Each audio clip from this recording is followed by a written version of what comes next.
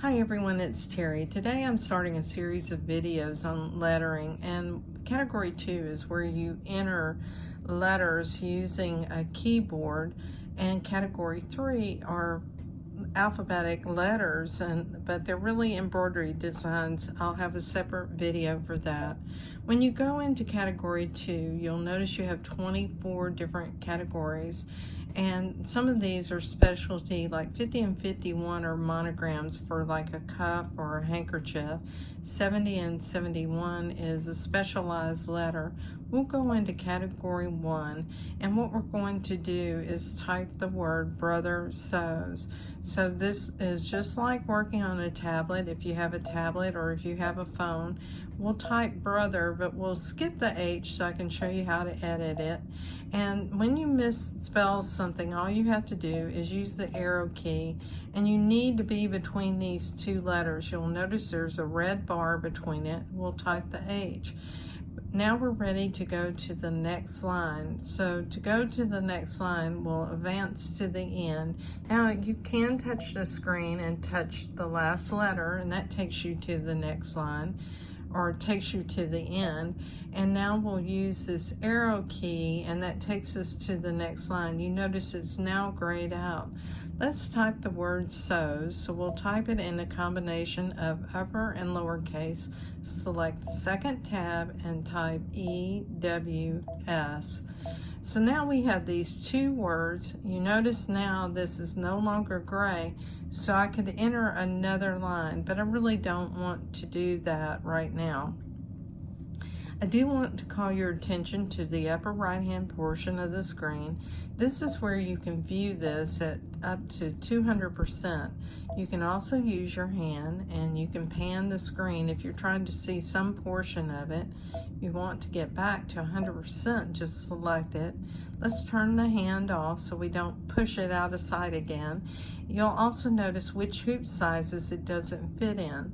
It will not fit in the 4x4 or 5x7 hoop. We are right now using inches. If you need to go to metrics, go to your settings page and go to page 9, and you can change your unit of measurement to metric. I'll show you how to do that right here, and we're now in metrics. If you look here, you'll notice that you have the ability to see what this design looks like and the hoop sizes that it'll fit into. You can see that I've selected the smaller hoop, and I can also watch it play out in the hoop here visually and speed it up if I want to.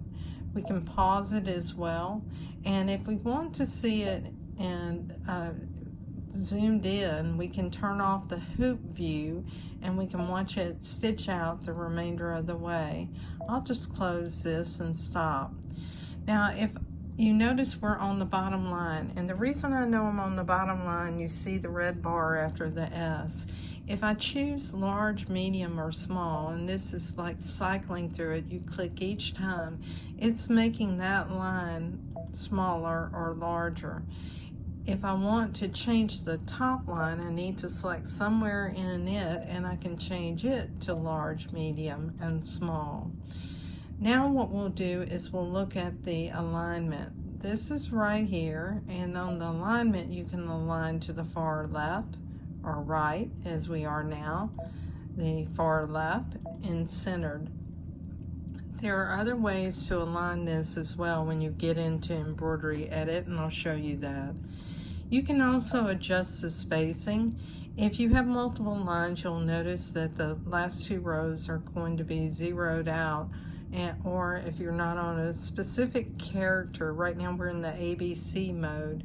So what we'll do, for instance, if we select the A, we now can move a letter up and down.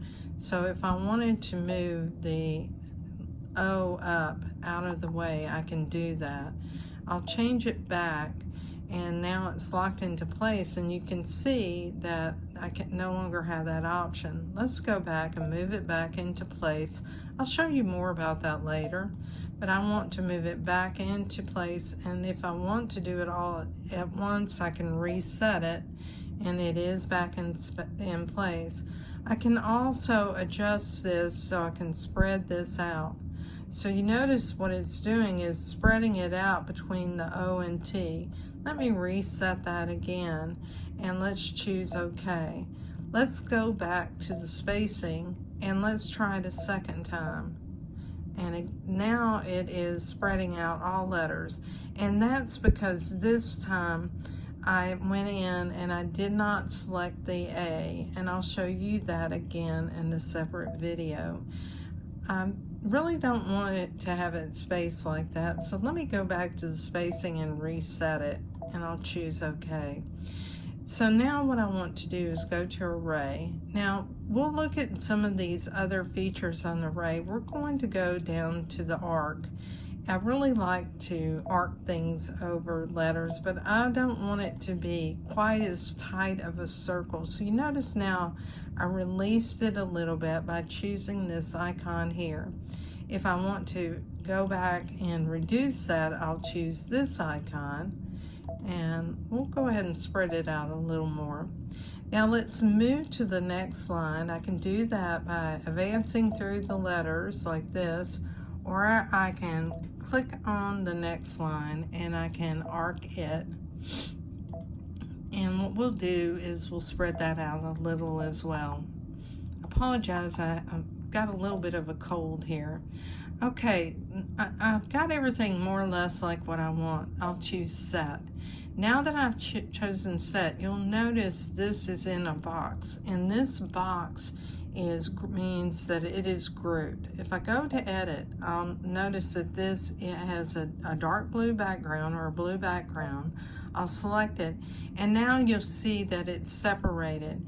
So I can move individual portions of this if I select them individually. So I had to select it with the arrow key, and now I'll just move this down, and I'll leave the brother where it is right now. I want to add a design. Let's go to the Disney designs, and we'll find a cute little design to add. And let's see about, if we need something relatively small, that's a little too small. That's just right. Let's choose set.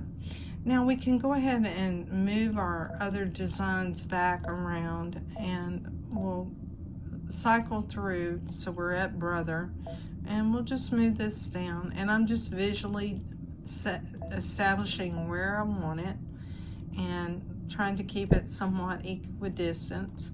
Okay, now what we're going to do is we'll go ahead and we want to go into edit because I want to show you something on thread color. I have the word so selected. Let's go to thread color, and you'll see it's gone up to the brother. That's fine.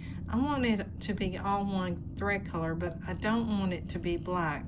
So I'll select the 3 threads. It selects everything in that word, and let's make it a dark blue. All right, or perhaps more of this navy or ultramarine blue. Now what we'll do is we'll move up, and I'm just scrolling up. You can do this with your finger as well. And I'll move to the word sows. So let's select the first letter in sows. You notice because we have the 3 spools selected, it's selecting everything. And let's make that a different color as well. And we'll make it a dark gray. So we'll choose OK, and now we completed our first lesson. I hope this video has been helpful to you. If you like my videos, please like and subscribe to them. Join us on Facebook in the Just Stitching with the Brother Luminaire group, and stay tuned for lesson 2 on alphabet, character, and editing. Thank you, everyone.